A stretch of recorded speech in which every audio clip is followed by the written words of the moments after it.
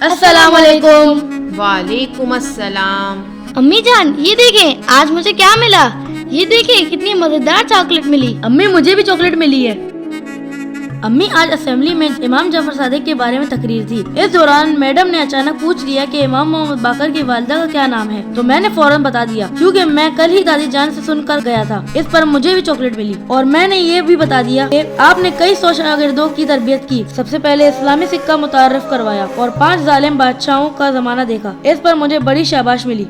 دادی جان اسمبلی میں دوسرا سوال، میڈم نے یہ کہا کہ کربلا کے میدان میں کتنے امام موجود تھے۔ میں نے بھی ہاتھ اٹھا کر فوراً بتا دیا کہ 3 امام، یعنی امام حسین، امام زین العابدین اور امام محمد باقر علیہ السلام۔ دادی جان میڈم بتا رہی تھی کہ ہمارے چھٹے امام کا نام جعفر ہے، جو کہ جنت کی ایک نہر کا نام ہے۔ آپ کا لقب صادق تھا، یعنی بہت سچ بولنے والا۔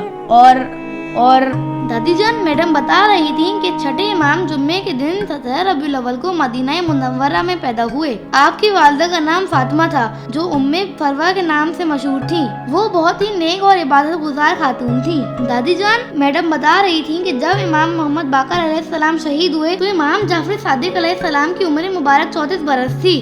یہ ہمارے وہ امام ہیں کہ جب دشمنوں کی توجہ امام علیہ السلام سے ہٹ گئی تو آپ نے مدینہ منورہ میں ایک بہت بڑی علمی درسگاہ قائم کروا دی، جس میں لوگ دور سے علم حاصل کرنے آتے تھے۔ آپ کی شاگردوں کی تعداد 4000 تک بتائی جاتی ہے۔ اور دادی جان میڈم بتا رہی تھی کہ آپ کے شاگرد بہت بڑے ڈاکٹر، استاد، سائنسدان اور رازی دان نہیں بیٹا، ریاضی دان، جسے تم میتھس کہتے ہو۔ اسی طرح کیمسٹری بھی۔ ان علوم کے بہت سے بنیادی قانون امام جعفر صادق کے شاگردوں نے بیان کیے ہیں۔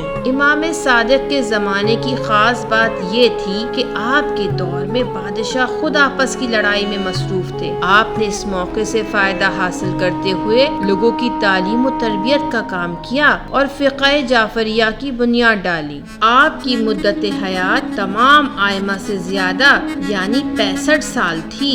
دادی جان ہمارے چھٹے امام کے اخلاق کے بارے میں تو کچھ بتائیں۔ آپ بہت با اخلاق اور ادب والے انسان تھے۔ ایک مرتبہ آپ کے بے حد قریبی اور محترم دوست نے اپنے غلام کو گالی دی تو آپ نے فرمایا، میں تو تمہیں متقی اور اچھا انسان سمجھتا تھا، تم نے گالی دی، اب مجھ سے جدا ہو جاؤ۔ اس کا مطلب ہے کہ ہمارے امام کو گالی سے نفرت تھی، کیونکہ اس کی وجہ سے آپ نے اپنے دوست کو چھوڑ دیا۔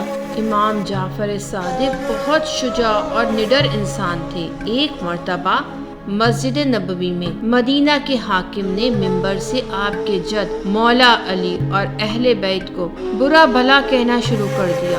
لوگوں کو یہ بات بالکل پسند نہیں آئی، لیکن کسی میں ہمت نہ تھی کہ حاکم پر اعتراض کر۔ لیکن امام صادق حاکم کے سامنے کھڑے ہو گئے اور فرمایا، جن برائیوں کا تذکرہ تو نے کیا ہے اس کا تو خود اور تیرا بادشاہ منصور زیادہ حقدار ہے۔ ایک دن بادشاہ منصور نے امام سے پوچھا کہ اللہ نے مچھر کو کیوں پیدا کیا ہے؟ آپ نے جواب دیا، ظالم حکمرانوں کو ذلیل کرنے کے لیے۔ بادشاہ منصور نے جب یہ دیکھا کہ لوگ امام کو بہت پسند کرتے ہیں تو وہ آپ کے خلاف ہو گیا اور آپ کو بہانے سے تنگ کرنے لگا۔ ایک دفعہ تو اس نے حد ہی کر دی، اس نے سپاہیوں سے کہہ کر آپ کے گھر کو آگ لگا دی۔ امام کے چاہنے والے آپ کا جلتا ہوا گھر دیکھ کر پریشان ہو گئے، لیکن بچوں ہمارے امام بالکل نہیں گھبرائے اور فرمایا کہ آگ مجھے نقصان نہیں پہنچا سکتی کیونکہ میں نسل ابراہیم سے ہوں۔ جس طرح آگ ابراہیم کے لیے پھولوں کا مرکز بن گئی تھی، اسی طرح یہ آگ مجھے بھی نقصان نہیں پہنچائے گی۔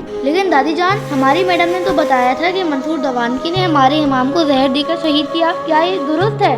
ہاں، اس واقعے کے بعد بھی جب لوگوں کے دل میں امام کی محبت بڑھتی گئی تو اس نے فیصلہ کیا کہ امام کو شہید کر دیا جائے۔ چنانچہ اس نے زہر دے کر امام کو شہید کروا دیا۔ آپ کی شہادت کی تاریخ 15 شوال بتائی جاتی ہے۔ امام بستر شہادت پر شدید تکلیف میں تھے۔ آپ کے خاص شیعہ اور خاندان والے آپ کے بستر کے گرد جمع تھے۔ ایسے میں امام نے اپنے آخری کلمات ارشاد فرمائے، ہم ائمہ کی شفاعت اس شخص کو نہیں ملے گی جو نماز کو ہلکا کم اہمیت جانتا ہو۔ दादीजान ये शफाअत क्या होती है? बेटा, हम इमाम के मानने वाले जितनी भी इबादत करें उनमें कुछ कमी बेशी रह जाती है। इमाम क़यामत के दिन अल्लाह की इजाज़त से हमारी इस कमी बेशी को ख़त्म कर देंगे। इस अमल को शफाअत कहते हैं। जी दादीजान, मैडम ने ये भी बताया था कि इनको मदीना मुनव्वरा में जन्नतुल बकी में दफन किया गया है। हाँ बेटा, आपकी खबर इमाम हसन, इमाम सज्जाद और इमाम बाकर अलैहिमुस्सलाम की कब्र के साथ ही